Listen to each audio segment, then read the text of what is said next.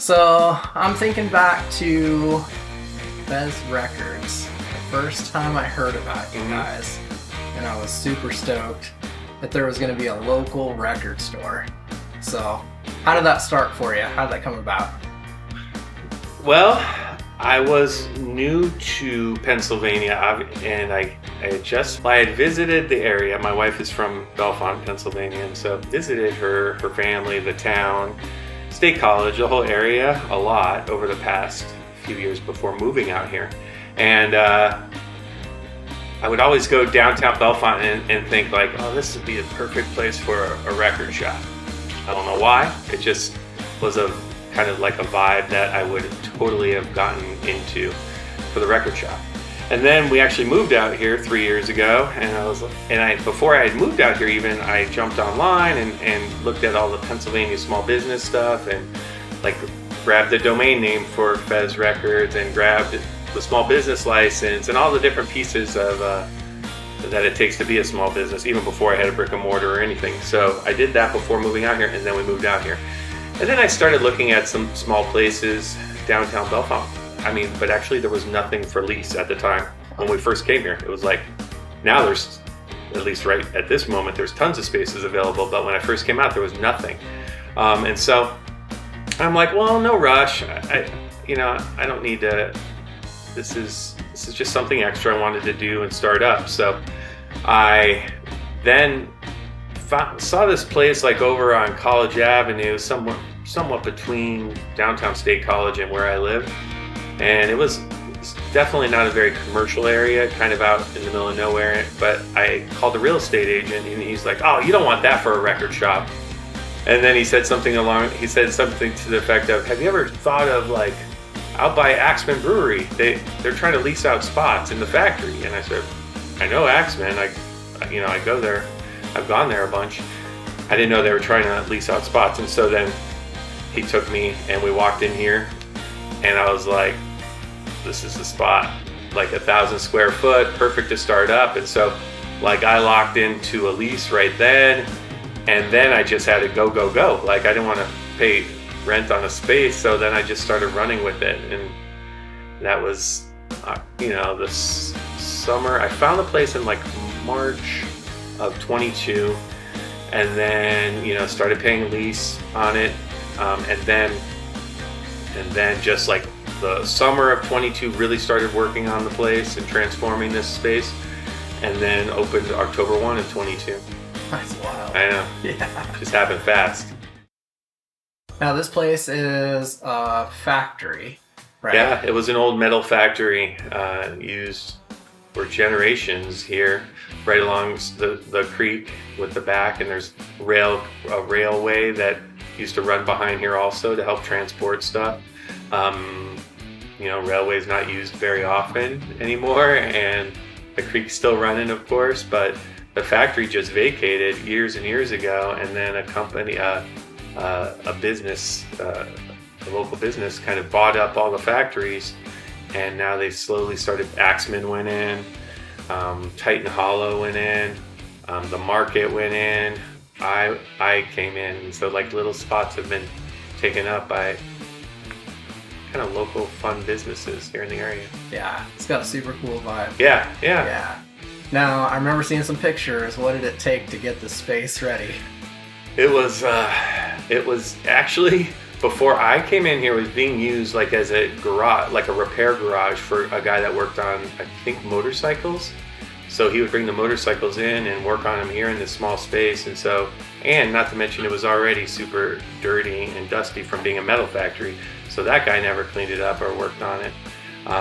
So it was used by a man was like working on motorcycles in here, literally. So not only was the bones of the place like an old metal factory, like concrete floors, the brick was exposed, cinder block in here, and like exposed ceiling, and nothing as what it seems now, for sure. Every square inch of this place I've covered either with paint or with the floor or carpeting. So like it was a mess. And what was interesting was like I was working on the windows. I had to take all the windows off because I wanted to restring. They're like the old-fashioned counterweight windows, which are cool. So I wanted to keep those, but so I had to take them all off. And as I'm like deep cleaning them with a screwdriver, I'm like noticing all these particles are just sticking to it, because it's magnetized. You know, screwdrivers sometimes get magnetized, and I'm like, holy cow,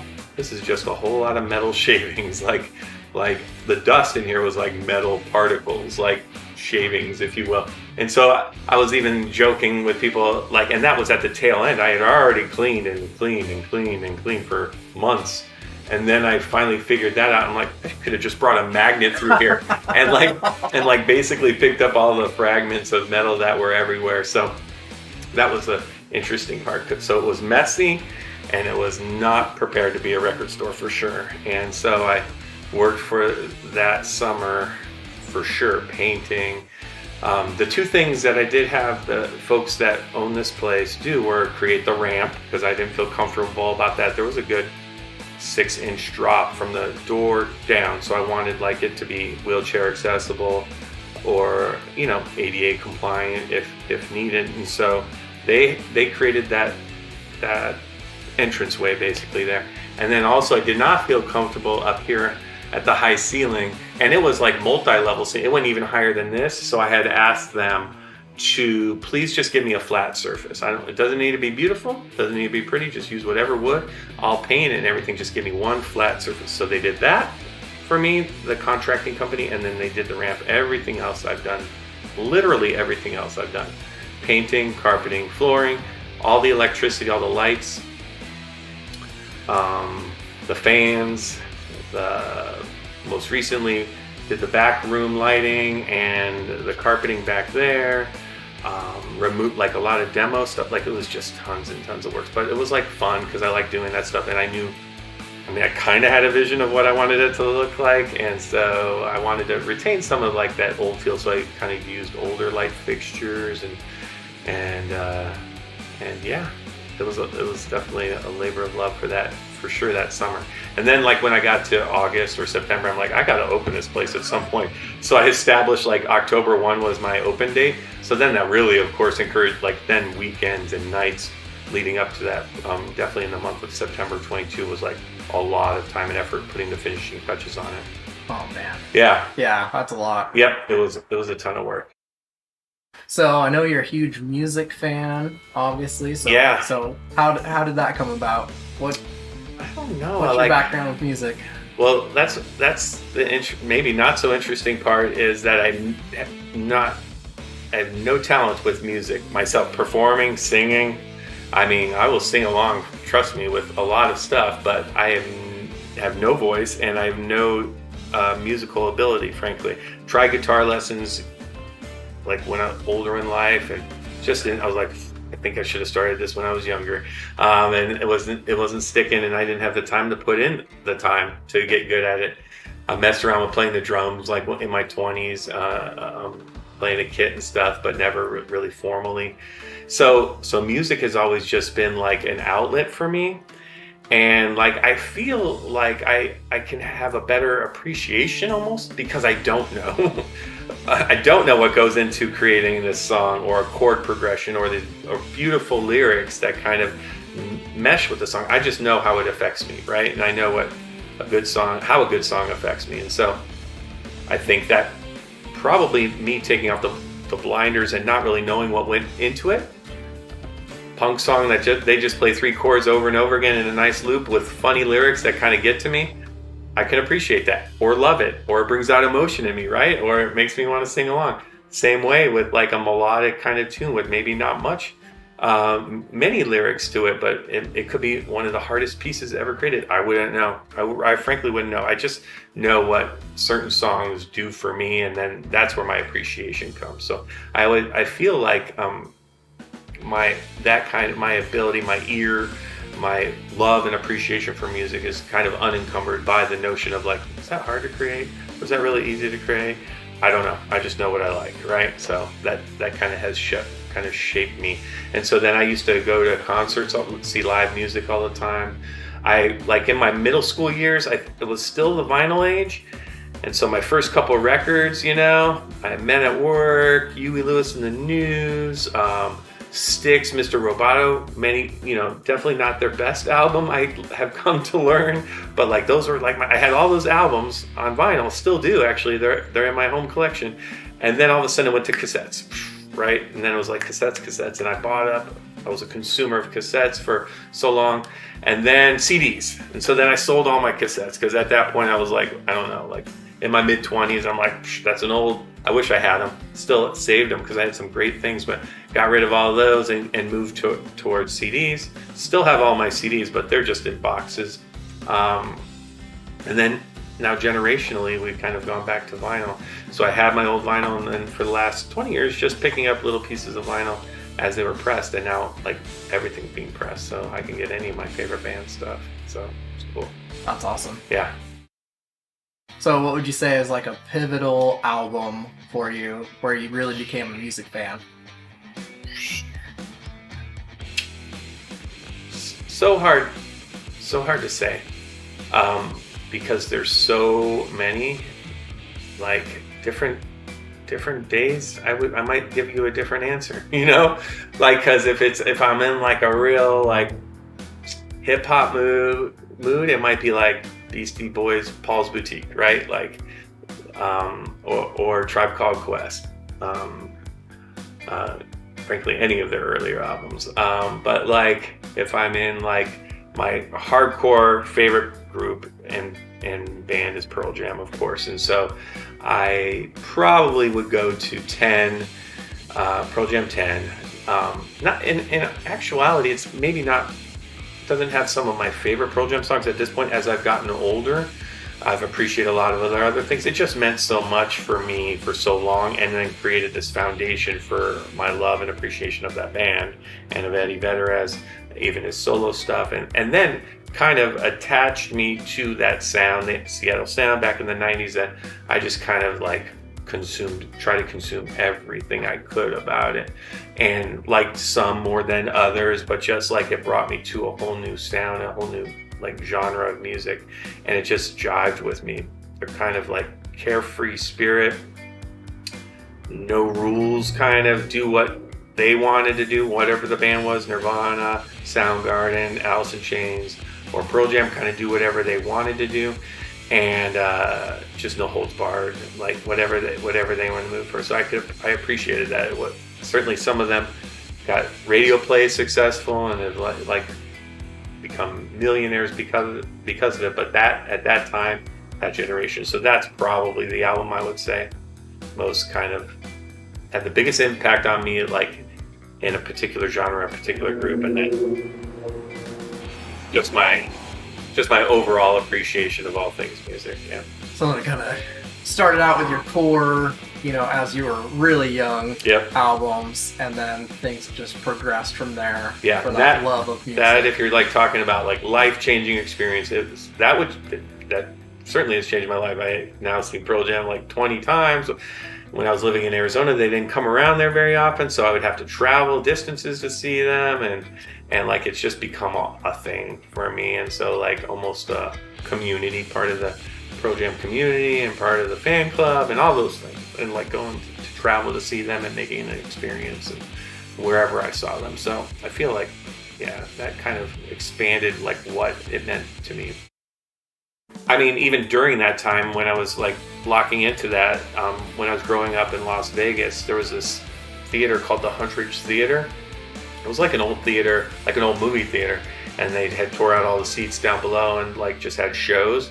And like, man, I saw some great acts like back in the early 90s. I would go to like sometimes 2 concerts a week at this place, and it was not like Vegas as you think of Vegas. Like this is before resorts were there. This is when there was casinos.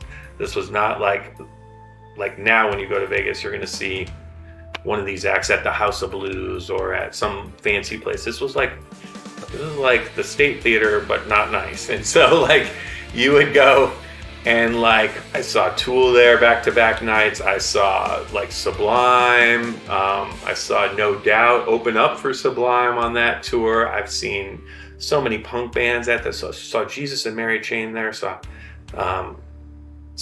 many acts. Like it would come like one after another. They'd hit up this little spot in Vegas and then move on to other.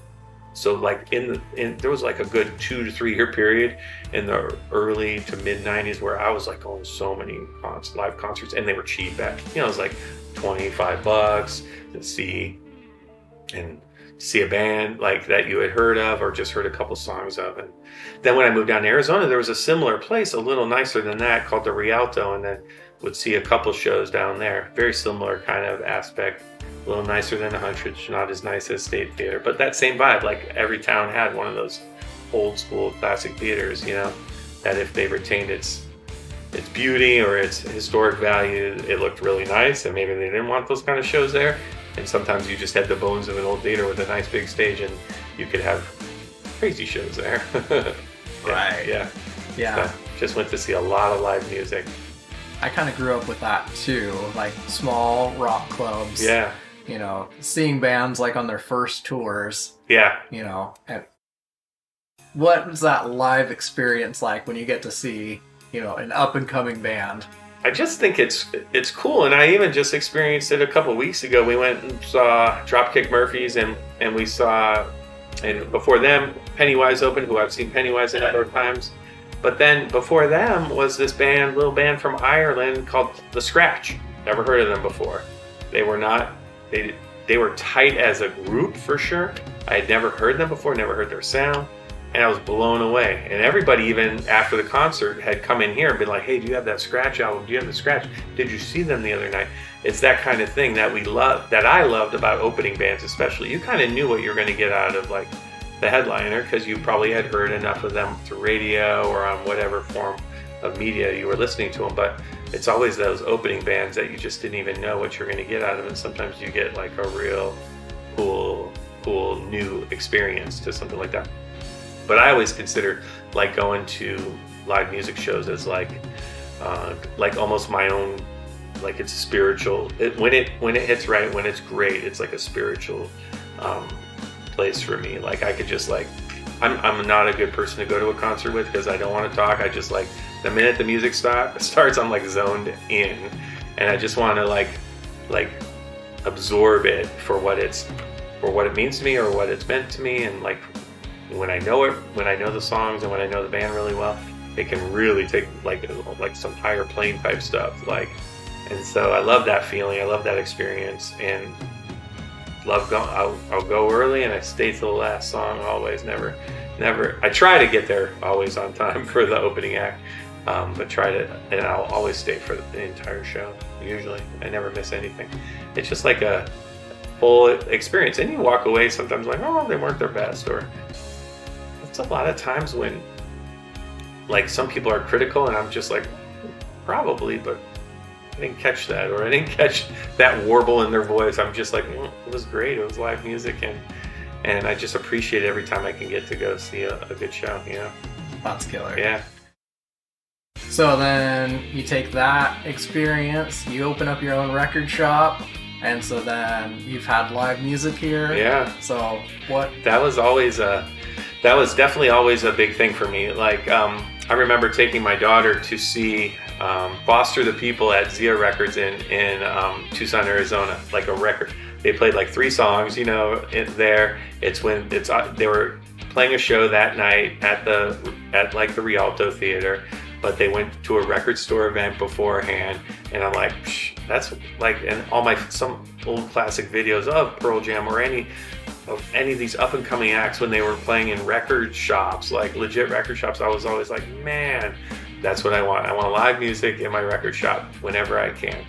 My space has filled so much that it's becoming more and more challenging. So I'm looking for other avenues or venues or space near me that I can do that. But like, it's still like so important to me to be able to incorporate that. I mean, like building a record shop, it wasn't going to be it wasn't an afterthought to bring in music. It was always on my mind that I wanted that to happen. I was going to have music. I was going to have used vinyl, new vinyl, and I wanted to have performances to nobody, one person just jamming out and sitting on the sofa and like playing, or to like a full room full of people, like whatever people wanted. You know, that was always something that I was going to do. Awesome. That I wanted. Yeah. Yeah. So what was the first show that you had here? Well, I think it was you. Was it? Or Is it OK Otter? it was OK Otter. But weren't you with them Did I play with them the first time? Maybe not. No.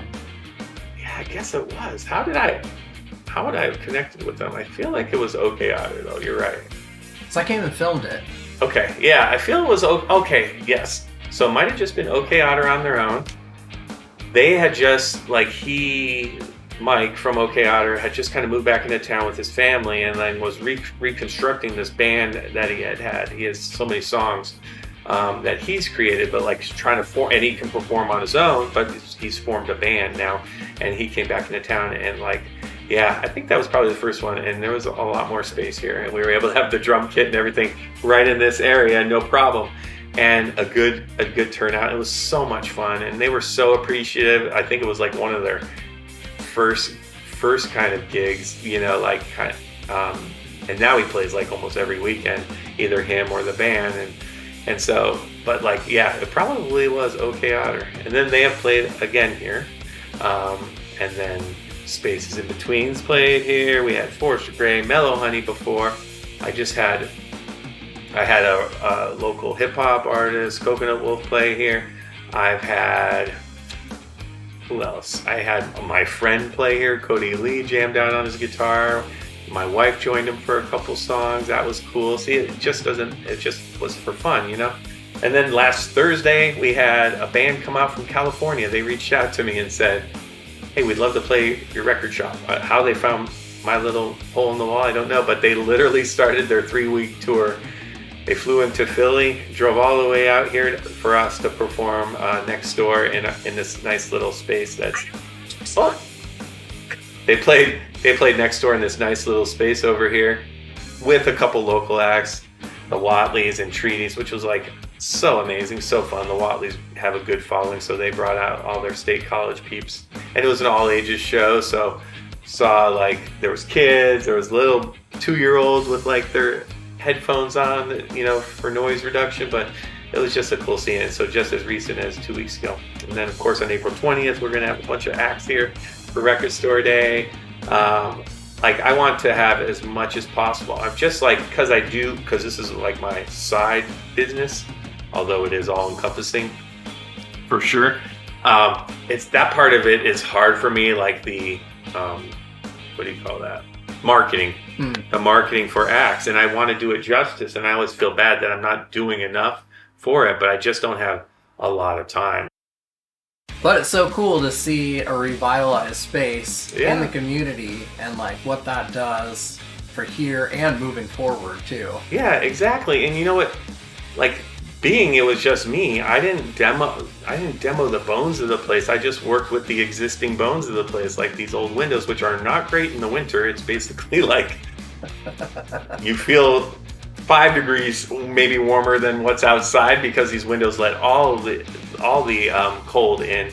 But like that's my favorite part of this place are those giant like factory windows, and like it helps that the ceiling dropped in here. This was like an old office space for the factory, so that helps with the sound when I'm playing music or we have bands in here. It's not so echoey and like a cacophony of sound, metallic sound, and people always wonder that, like, how's the sound in there? And it's actually because we have the lower ceilings and a lot of wood higher, and I put the flooring in and carpet, so it's not concrete and only brick, that it's not so bad of a sound quality for when I'm playing vinyl all the time or when we have live music in here. So it's been like surprising and phenomenal, like to just kind of change the space, but let it still retain like its natural like factory qualities, you know?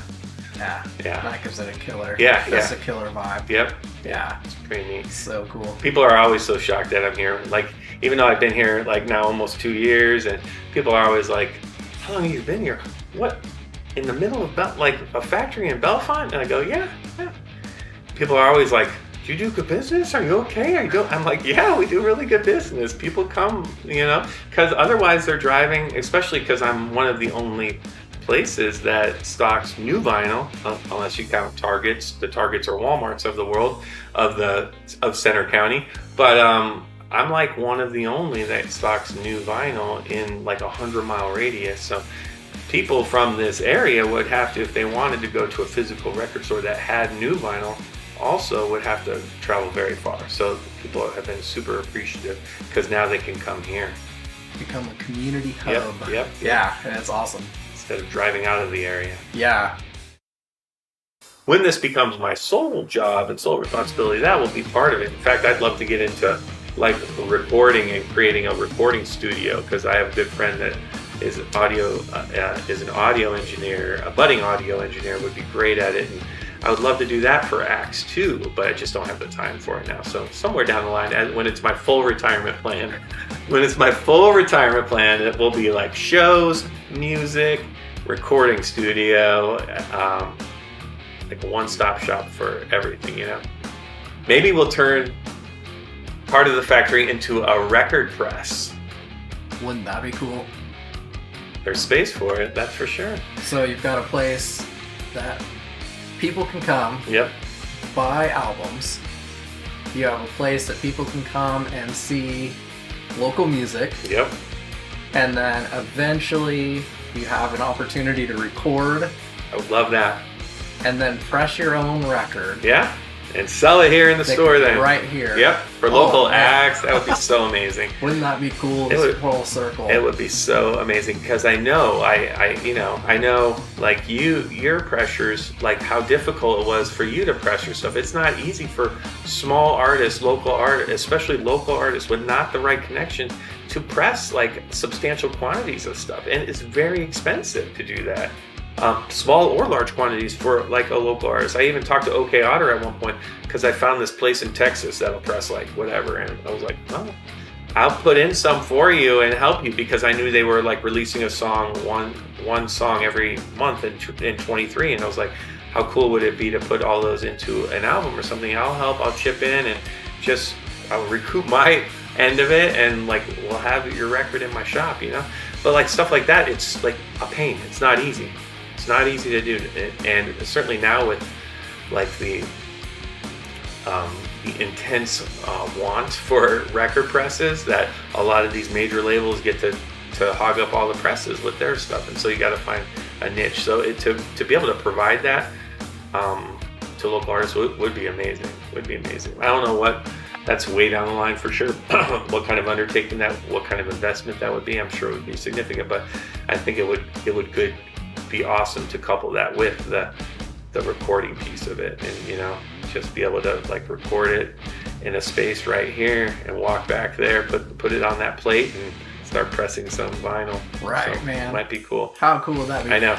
Just in talking with you about the whole idea of a recording studio / next door, like if we're compressed, even on a small scale, what that would look like, I don't know, but it reminds me of Third Man Records in Nashville, and I've been there. Like when I've traveled across the country, I always stop at record shops and breweries, and so I of course stopped in Nashville to check out Third Man Records there, which is, I think the record shop definitely is smaller than mine, and they just carry new stuff of Third Man Records, but of course of company artists that they might have recorded there. They got a little recording booth, it's fun, and then like right next door they are actually pressing records right next door. So I think that's a cool vibe there that they have in Nashville. And of course Jack White's done numbers for the resurgence of vinyl, of course. Like he and frankly I want to say Pearl Jam, because Pearl Jam was pressing stuff on vinyl even when it wasn't cool to be pressing stuff on vinyl.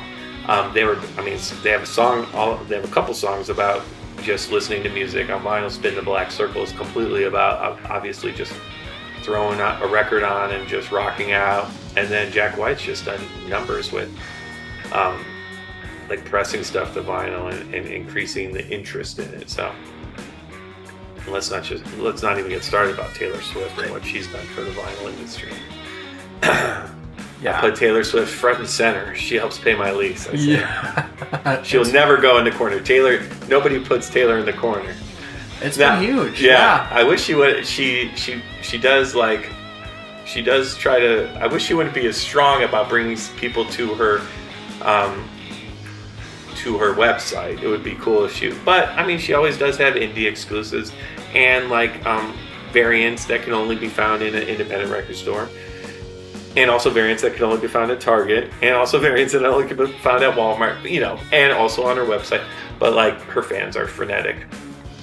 Yeah, it's kind of like the ultimate like DIY. Yeah. Where it's like she is her own universe. Yeah. Really. It truly is. Really. Anything she wants, she can make happen. I think on this, her release for April 19th, I know she has a couple variants on her website, but indie stores, I think, only get one right now. So, but yeah, I mean, she's just like, her fans like appreciate it as the collectible item it is, you know, to physically, tangibly handle something, because the kids from the last 20 years don't know what that was like.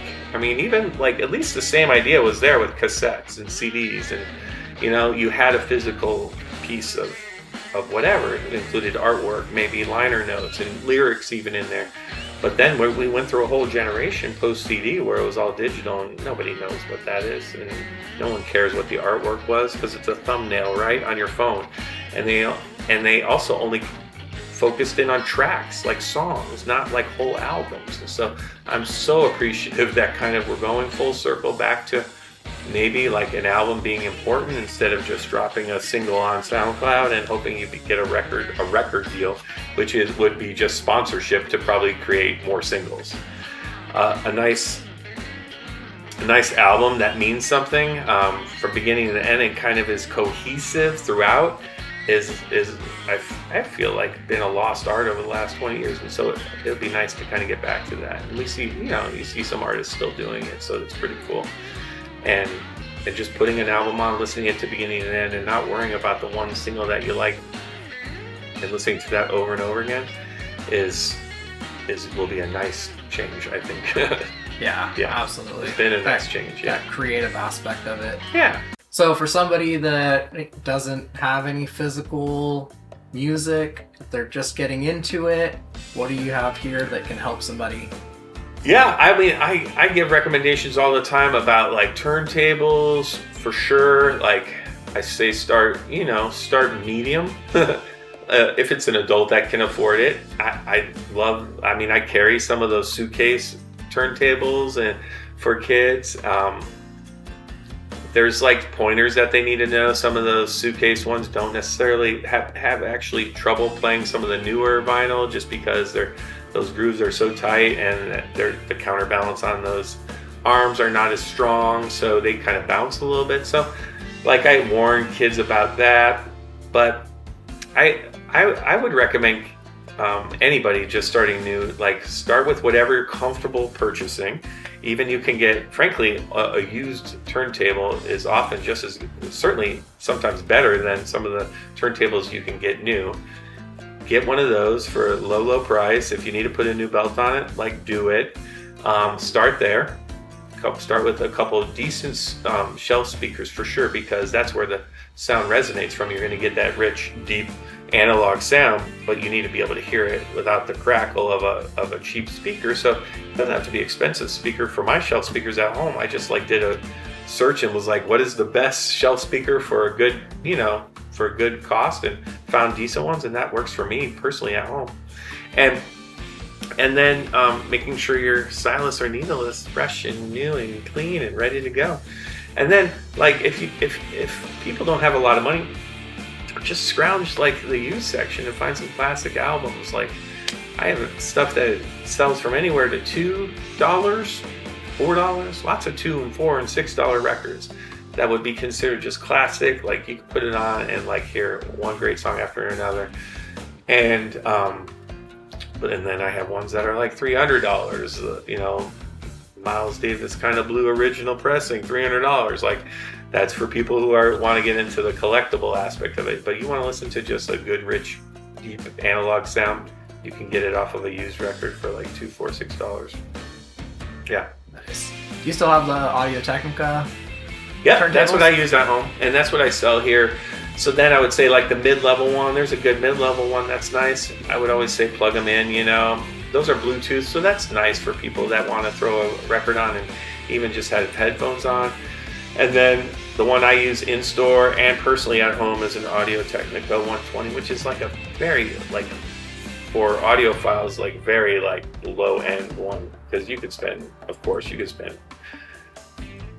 buy a house with some folks' audio setups, right? So mine is very low end compared to some that come in here and talk about their systems. I'm like, that's more than my car, like more than my truck. So yeah, so you could spend a lot, but you can get the good news about that is like once you hit, I think like a good mid-level one's going to get you that great sound no matter what, because it's already going to be better. And to compare, I always say like listen to a record, listen to a track that you can get on digital, frankly even CD, and find that track, play it on a good turntable system and play it digitally or stream it or play it on CD even. They're lost. There's loss naturally because they have to compact and compress the sound so that analog, those rich sound waves get compressed, and so it becomes, some say like tinny or flat, but it's true. It's the science behind it, right? Like you want those big, deep, rich sounds that you can get out of the basic like kind of sound of a needle in grooves, like gives you that analog quality sound. So I would say if you don't believe me, just listen to them side by side and you'll hear the difference. I was DJing for a little while and having fun with that, like spinning records, and I would go back and forth between, because I didn't have enough albums, frankly, to be a full-blown DJ. So I would go back and forth between like vinyl to like playing off my computer. And man, I could tell the difference. I don't think anybody else could, but it was like, it would go from like boom, like deep basses and rich sounds to like, oh, it's flat, it's flat sound through your computer. So it's just the truth behind it. Yeah. Oh man.